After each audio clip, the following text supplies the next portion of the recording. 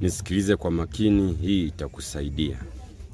Hauwezi kuishi duniani pasipo kufanya ibada yoyote. Kwa sababu gani?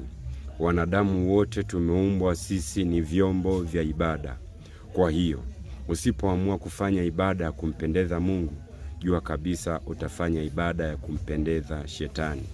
Lakini asubuhi ya leo unisikilize kwa makini. Neno la Mungu kutoka kwenye kitabu cha Kutoka ile sura ya 20 mstari wa 3, Mungu anasema, usiwe na miungu mingine ila mimi.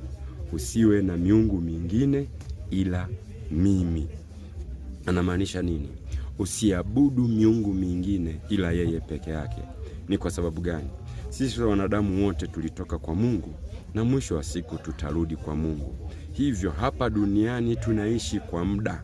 Tunaishi kwa muda, baada ya muda fulani ndio maana mtu anakuja anafariki, mtu anakuja anatoweka duniani, na lazima mtu afariki. Hakuna tekeshi hapa duniani milele. Kwa hiyo tulitoka kwake, tutarudi kwake.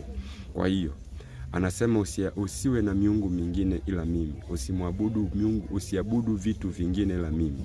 Sasa usipoamua kumwabudu Mungu kwa kutenda mema, utamwabudu Shetani kwa kutenda mabaya, kwa sababu lazima ufanye ibada mojawapo, ibada ya mema au ibada ya mabaya.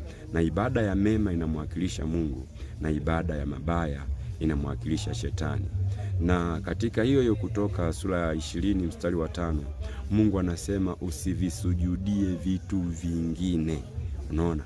Anasema usivisujudie vitu vingine, yani usisujudie pesa, usimsujudie mtu, usisujudie mali, usisujudie mashamba, usisujudie milimu, usisujudie mizimu. Anayestahili kusujudiwa ni Mungu peke yake. Kwa hiyo sasa, kuna wakati mwingine watu wanajisahau kabisa. Anaona fedha kwake ni kila kitu, kumbe Mungu kwake ndio kila kitu. Kuna wakati mwingine mtu anajisahau, anaona mume kwake ni kila kitu, kumbe Mungu kwake ni kila kitu. Wakati mwingine mtu anajisahau, anaona mtoto wake kwake ni kila kitu, kumbe hapana.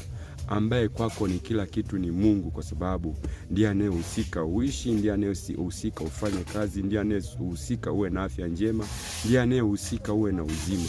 Kwa hiyo unakuwa unamkosea sana unapoacha kumwabudu yeye na kuviabudu vitu vingine. Anaposema usivisujudie, yani kitendo cha kusujudia fedha, kusujudia mali, kusujudia nyumba, kusujudia mume, mke, mtoto, kusujudia vitu, hapo tayari unaviabudu.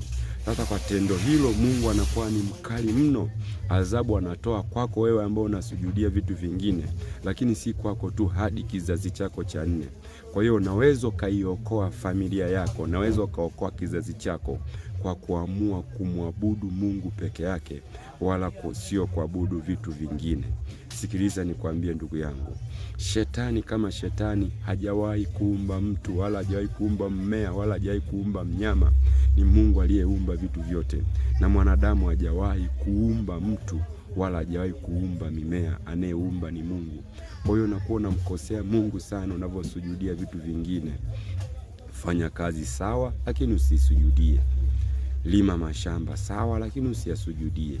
Tafuta hela sawa, lakini usisujudie. Itakapofika hatua unaiabudu fedha, unaabudu vitu, jua kabisa unakuja kuleta madhara hata kwenye kizazi chako. Mungu anasema adhabu anaitoa hadi kwenye kizazi cha 4. Badilika leo uokoe kizazi chako. Badilika leo uokoe familia yako. Uwe na wakati mwema. Ameni, ameni. Mungu akubariki sana. Asante.